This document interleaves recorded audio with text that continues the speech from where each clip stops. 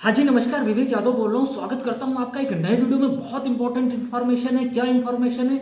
आप लोग फ़ोन करके पूछ रहे थे ईएमआई पे प्लॉट लेना चाहिए, मेरे को पर्सनल लोन लेके उसका एक कहीं ना कहीं लोन की ईएमआई करा लेनी चाहिए, मेरे को लोन लेना चाहिए ना नहीं लेना चाहिए। मैं आपका ये एक इम्पॉर्टेंट डिस्कशन था कि बहुत सारे लोगों को कन्फ्यूज़न आ रही थी कि मैं लोन करा के प्लॉट लूँ या ना लूँ।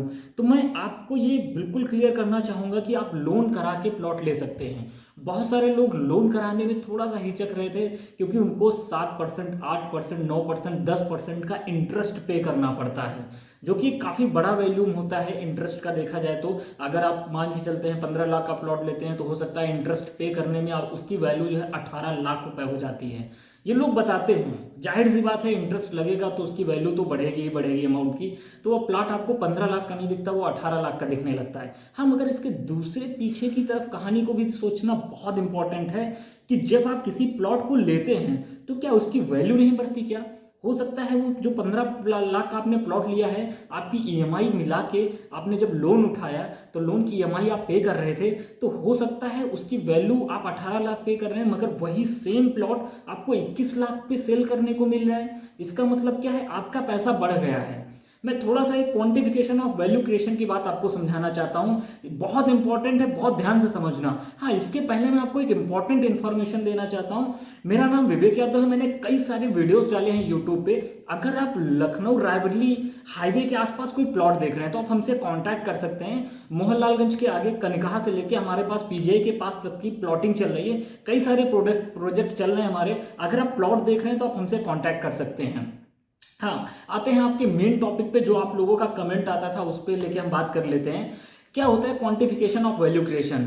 ये होता है कि आपने मान मान के चलते हैं आपके पास आज के टाइम में 20 लाख का प्लॉट आप चूज कर रहे हैं और आपके पास जो वैल्यू है, जो पैसा है, वो 10 लाख है।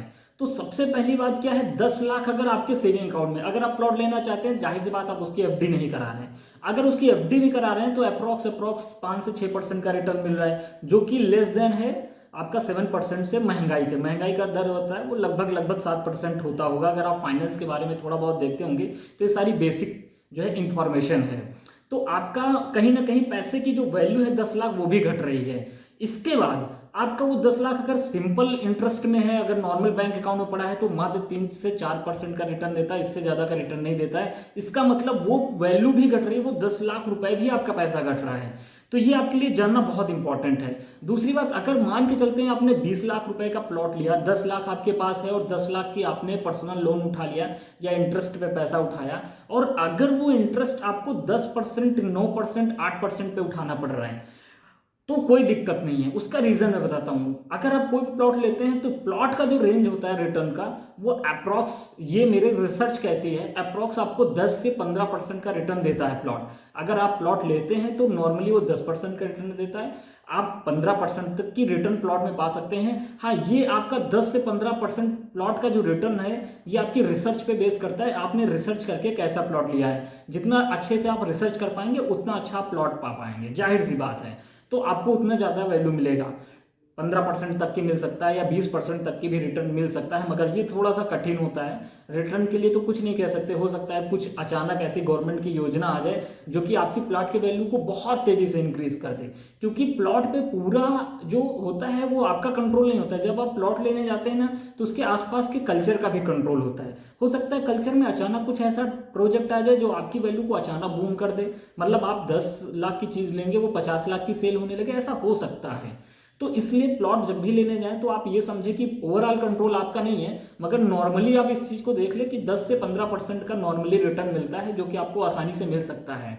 तो आपको करना क्या है कि इसकी वैल्यू को समझना है। अब आपका क्या होगा कि आप मान के चलिए 10% का रिटर्न प्लॉट दे रहा है और आपने 10% पे ही आपने जो है अगर पैसा उठाया हुआ है, तो आप देख रहे हैं नो प्रॉफिट नो लॉस में है। अगर आपने 9% पे उठाया तो 1% के आप प्रॉफिट में जा रहे हैं। अगर मिनिमम मान के चलते हैं 10% दे रहा है, तब भी आप 1% के प्रॉफिट में जा रहे हैं। साथ में आपका जो सिमिलर 10 लाख रुपए जो आपके बैंक अकाउंट में था, जो मात्र 3 से 4% का रिटर्न दे रहा था, 2.5% का रिटर्न दे रहा था, अब वही सेम अमाउंट आपका 10% का रिटर्न देने लगा। तो आपकी ओवरऑल वैल्यू बढ़ी कि घटी?